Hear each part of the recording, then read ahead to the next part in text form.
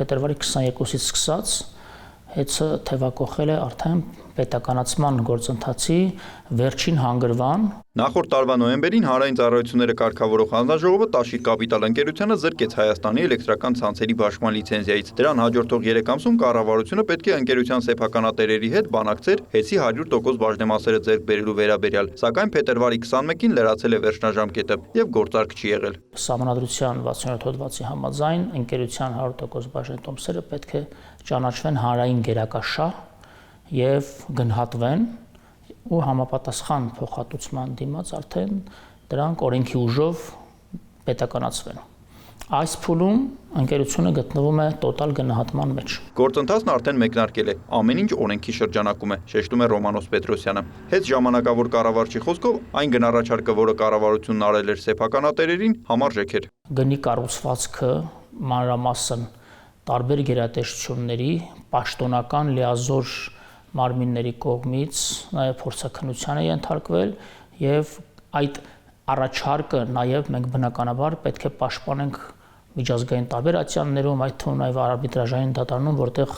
սեփականատերը վիճարկում են այս գործընթացը։ Տնտեսագետների գնահատմամբ ցանկալի կլիներ, որ պետությունն ու մասնավորը երկխոսության միջոցով հայտարարի գային, սակայն տվյալ դեպքում ընկերությունը չի ընդունել առաջարկը։ Ես կարծում եմ, որ պետության առաջարկը, որ գնալ երկխոսության, լավագույն տարբերակն է։ Ինչու չեն համաձայնվել, իհարկե դա չի հանրայնացվում, չի հրապարակայնացվում, մանրամասներին տեղյակ չեմ, բայց պետությունը այս հանգամանքներում ոչ միայն հաշվի առնելով, որ ինչպիսի համակարգ է դա հարցի մյուս կողմն է, նաև այն որ ինչպիսի կարևորություն ունի պետության ռազմավարական քաղաքականության շրջանակում եւ այս հանգամանքները իմի բերելով պետությունն առաջարկել է երկխոսություն ու դա չի կայացել, անկեղծ ափսոսում եմ դրա համար եւ իսկապես պետությանը այլ ելք այս փուլում չի մնում։ Հեծը բնական մենաշնորհով օժտված կառույց է եւ անվտանգության կարևոր ենթակառուցվածքներ է պարունակում, նշում է Ռոմանոս Պետրոսյանը, հավելելով պետականացումը պետք է տեղի ունենա ելնելով թե պետության, թե հանրության շահից։ Նա հիշեցնում է պետականացման գործընթացն ավարտելուց հետո հեծի հետագա կառավարման վերաբերյալ վարչապետի նշած սցենարները։ Երկու ճանապարհ ունենք, պետականացումից հետո որոշակի բաժնեմասեր վերամասնավորեցում, հսկիչ փաթեթ իհարկե պահելով պետության ձեռքում եւ 100% սեփականությամբ պետական մասնաբաժին պահելով պարզապես կառավարումը տալ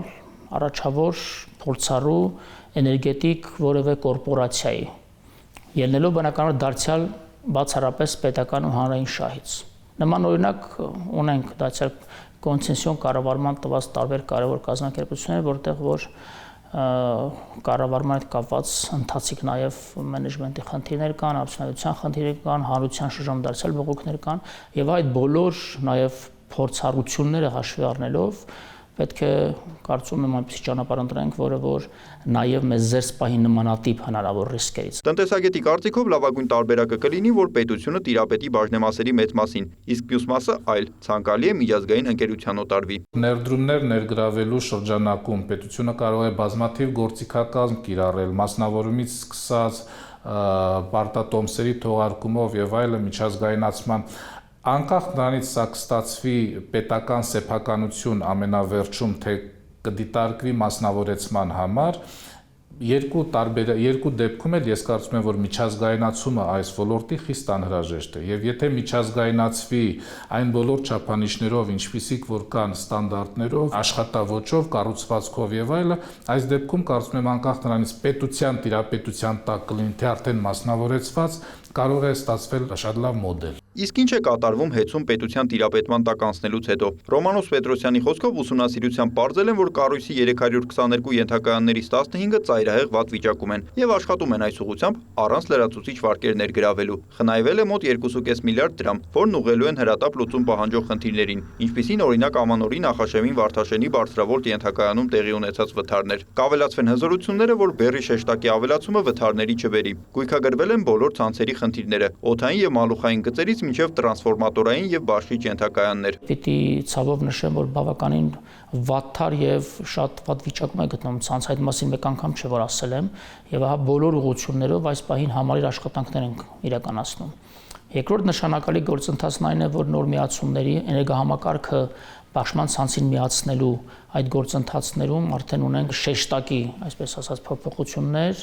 նախկին բնական մենաշնորհն այդ մոնոպոլ տնտեսվարման արժեշղթան լիովին մենք վերացրել ենք եւ մի քանի փուլերով տեղի ունեցած մրցույթների արդյունքում արդեն հանրապետության ողջ տարածքում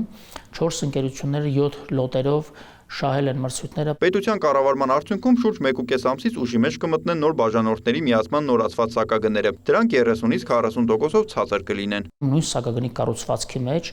էական կարևորություն եւ կշիռ ունի նոր միացումների այդ գները եւ հա 30-40% նվազեցնելով նոր միացումների արժեքները սակագինը թողնելով նույնը մենք արդեն ի ցույց ենք դնում նաև տնտեսվարման, կառավարման, այդ թվում նաև ֆինանսատնտեսական արդյունավետության այն նիշը, որ գործող սակագնի շրջանակում մենք էական նվազեցնում ենք նոր միացումների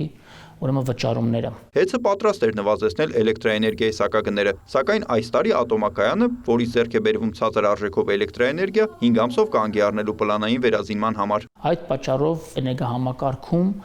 նախատեսվում էր բավականին զգալի չպլանավորված ծախսեր, որոնք որ էներգահամակարգի վրա լրացուցիչ բեռ են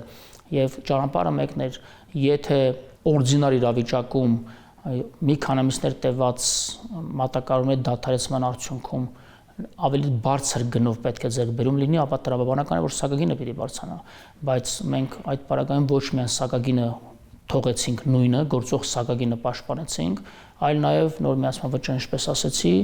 զգալիորեն նվազեցնում ենք։ Ինչ վերաբերում է անջատումներին, խնդիր է դրված դրանք նվազագույնի հասցնել։ Կարողությունները, թողունակությունները, հզորություններն ավելացնելով փորձելու են դրան հասնել։ Վերջին 4 ամիսներին, փետրվար ամիսը ներառյալ, հոսանքազրկումների միջին տևողությունը նվազել է 25%-ով։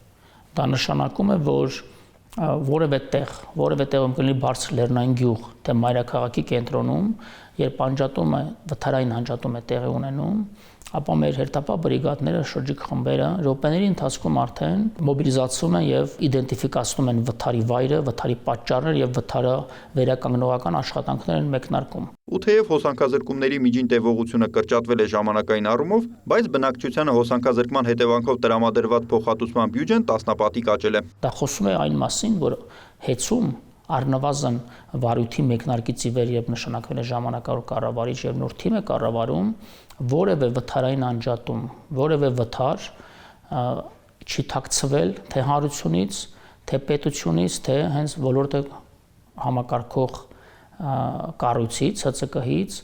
քանի որ նախկին շրջանում միջև վարույթի հարուցումը բազմաթիվ վթարների տևողություններ աղճատվում էին եւ երկարատև մի քանի ժամ գուցե օրեր տևած վթարները նաև պատշաճ գրանցում չէին անցնում եւ գրանցամատյաններում այդ գրանցումների բացակայության պարագայում դրանք ենթակա չէին լինում հետագա փոխհատուցման։ Հունվարի կոմունալ ծախսերը հանրության դժգոհությանն էին արժանացել։ Ռոմանոս Պետրոսյանի խոսքով թեմայի վերաբերյալ անգամ վարչապետին են բողոքներ եղել եւ ՀԵՑ-ը ուսումնասիրել է ընդհանուր առմամբ ստացված 600 բողոք, բոլորի հետևից գնացել են։ 600 բողոքներից շուրջ 40-ի դեպքում ի հայտ են եկել էլեկտրոնային հաշվիչների մեջ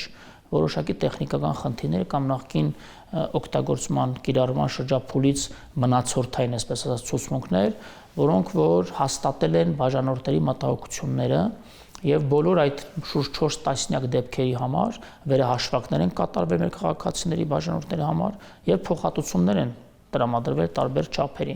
Մնացած մասով մեր բոլոր քաղաքացիների մոտ մտահոգությունները փարատվել են։ Շատ դեպքերում այո չնախատեսված սպառման աճն է եղել, տարբեր դեպքերում ենթադրենք հունվար ամսվա առաջին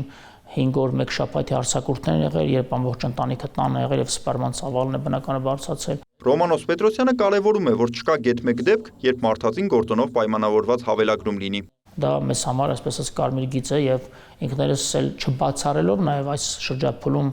որոշ ստորաբաժանումներում որոշ մասնագետների կամ անբարեխիղճ աշխատակիցների արկայությունը 7000 աշխատողի մասին ենք վերջապես խոսում ինքներս բնականաբար հանձնառու ենք եւ անխոնջ պայքան ենք մղում նաև հնարավոր զեղծարությունների, մեքենայությունների, նույն հավելագրումների կամ արևային էլեկտրաէներգիա արտադրող կայանների կամ ինքնավար արտադրողների արտադրած էլեկտրաէներգիայի ծավալների թերգրանցումների դեմ։ Հեծն ավելացնում է նաև սպասարկման սրահները, մինչև օրս մայրաքաղաքում 4 սրահ կար, իսկ մարզերում այն իրականացվում էր էլեկտրացանցերի վարչական շենքերում։ Ապրիլի սկզբին Երևանի սպասարկման սրահները կդառնան 7, եւս 5 խոշոր քաղաքներում էլ մինչև տարեվերջ կենտրոններ կունենան, որ քաղաքացիները բոլոր հարցերով դիմեն եւ պատշաճ ծառայություն ստանան։ Դեռ հուլիսին ազգային ժողովի ընդդիմադիր падգամավորները դիմել էին Սահմանադրական դատարան հեծի վերաբերյալ քաղաքացիական պայմանագիր խմբակցության իրականացրած օրենսդրական փոփոխությունների սահմանադրականության հարցով։ Մարտի 12-ին Սահմանադրական դատարանը որոշել է, որ օրենքները համապատասխանում են Սահմանադրությանը։ Նիկոլայ Ավետիսյան, Սեյրան Անտոնյան եւ Գևորգ Նահապետյան, Կիրակ Նորյալ լուրեր։